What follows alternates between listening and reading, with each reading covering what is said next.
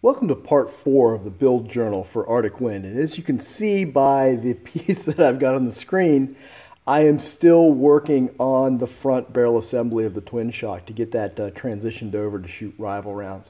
So the last thing I was looking at was the PVC pipe and pushing the rival round into the PVC pipe and shooting it out of there.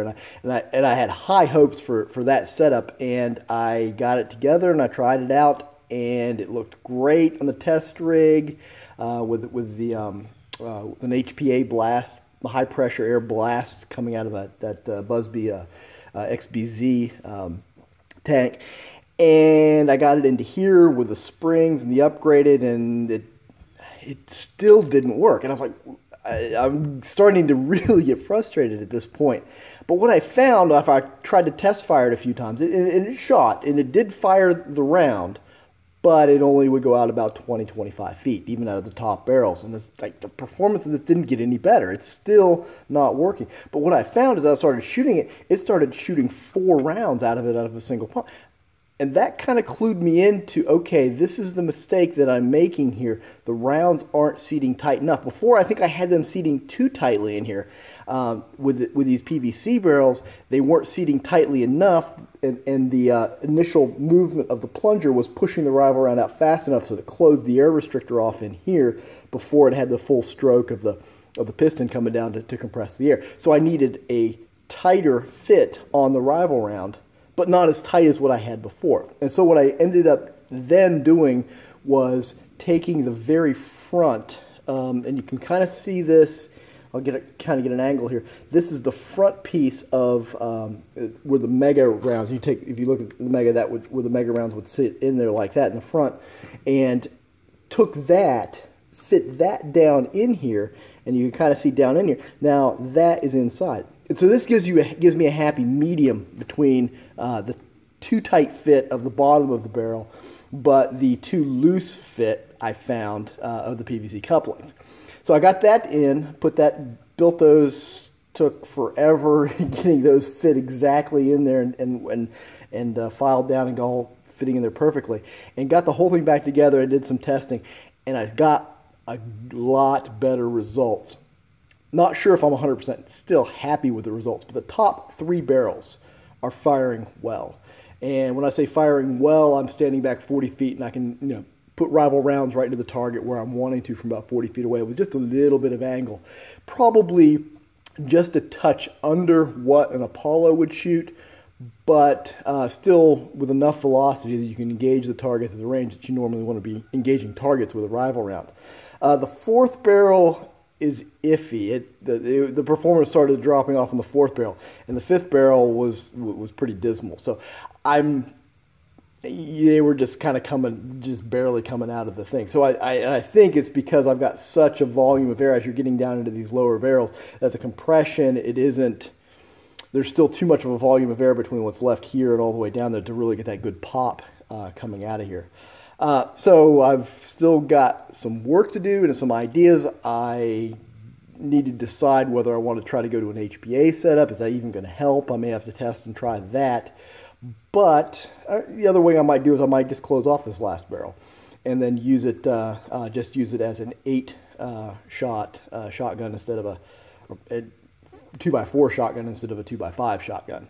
The other thing I might do is just kind of leave it there, and the mega rounds worked better, I think, because they had a little bit looser fit going into that bottom barrel than the other one. So use it for shooting maybe cut-off megas, possibly even rebarreling it. I still haven't ruled out the possibility of rebarreling it down for elites.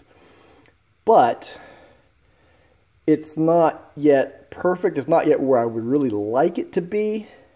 But it is a vast improvement over what I've done before.